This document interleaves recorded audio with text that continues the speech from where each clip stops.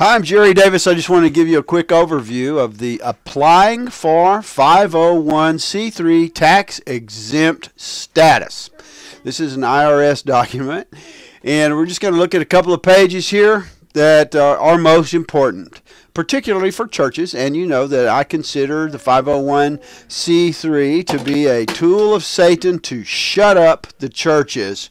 And I'll prove it to you. Eligibility to receive tax-deductible charitable contributions. That's what it is. The benefits of having a 501c3. Eligibility to receive tax-deductible charitable contributions, which is no big deal. And let's go look at this. Individual and corporate donors are more likely to support, and that means money, organizations of 501c3 status because their donations can be tax deductible. So it's individual and corporate donors, their contributions are tax deductible, which they already were when you made contributions to churches. But anyway, recognition of exemption under 503c 3 of the IRC assures foundations and other grant-making institutions that they are issuing grants or sponsorships to permitted beneficiaries. So again, it is all about the money. Here's the main thing you got to see right here. If you're going to be a 501c3, you must absolutely refrain from participating in the political campaigns of candidates for local, state, or federal office. See that? Must absolutely refrain. I think that is the strongest statement in this whole document, and it's 14, well, blah blah blah blah. It's 14 pages long. That's the strongest statement in the whole document. Must absolutely refrain from participating in the political campaigns of candidates. So this is all about shutting up the church, and we've seen the rise of liberalism since this happened. America's been a traditionally very conservative country, and rightfully so, and that's a good thing. All right, and so anyway, if you're going to continue on, you're going to do these things. You must not have purposes or activities that are illegal. Okay, well, and legality is established by the government, isn't it? They can say whatever, anything they want to is legal or illegal, or violate fundamental public policy. Now, a fundamental public policy is it's okay to be a homosexual and be so-called married to another man, or two women married together, and one of them's going to be in the dominant male role and the other one's going to be, that is some disgusting stuff, and you can't talk about that because you can't say that's evil, you can't say that's bad, because it violates fundamental public policy. So now you know the 501c3 is all about money for the people that will shut up and not violate fundamental public policy, or that will not participate in the political campaigns of candidates for local, state, and federal office. The whole 501c3 program was established by Lyndon Baines Johnson to shut up the churches because they were tearing his butt up when he was running for office back, in the Pleistocene age, in the 60s. So there you have it. That's what it's all about. Pastor, why do you participate in this? Are you really selling out God's word and the power that you could teach and preach and the change it for good that you could bring upon the world for money? It's like a lottery. Maybe you'll get a big donation, or your church will get a big donation, and you get 10% of that, right? Is it a sales program that you're running there at the church? Man, for money. I'm Jerry Davis, jerrywdavis.com.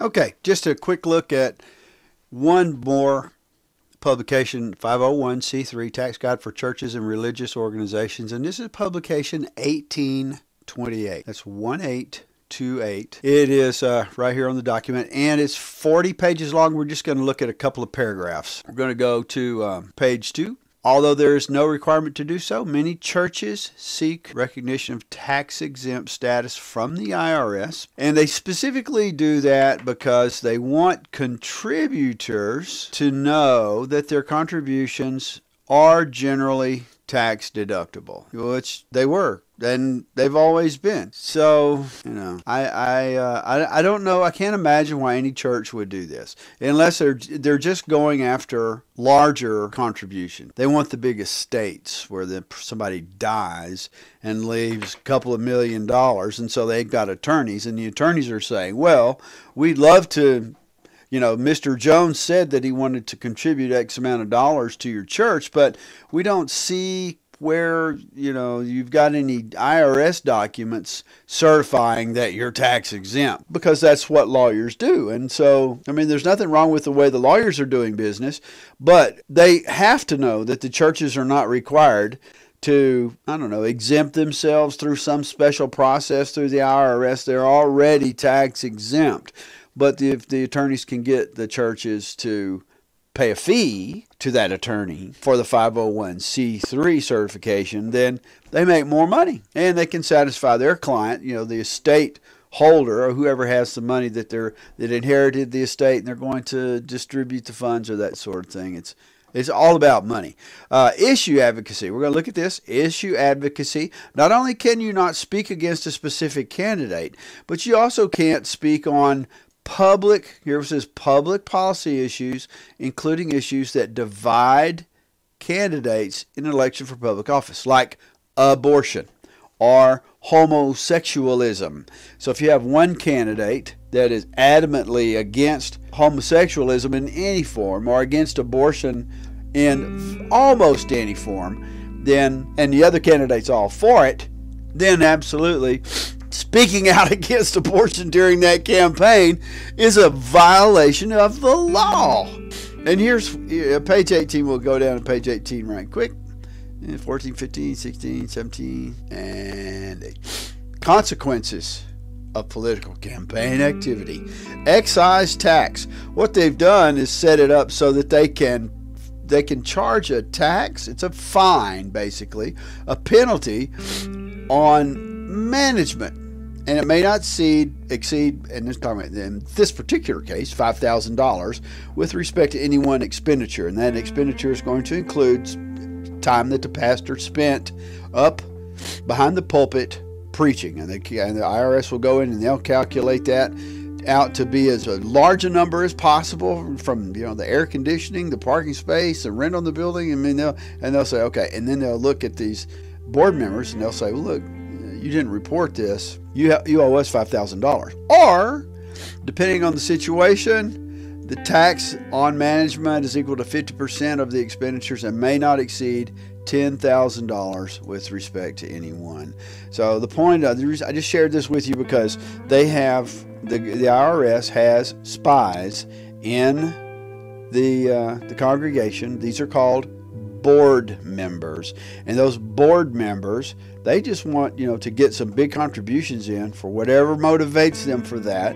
It could be greed, it could be lust for power, maybe they're stealing money, don't know.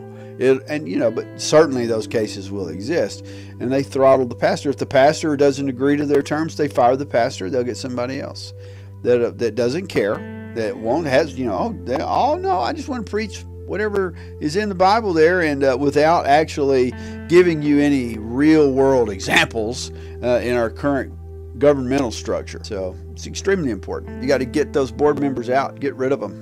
Maybe a lawsuit against them. I don't know. I think the Bible advocates against that sort of thing, brother against brother. Take it to them privately. But 501c3s they've destroyed the church. I'm Jerry.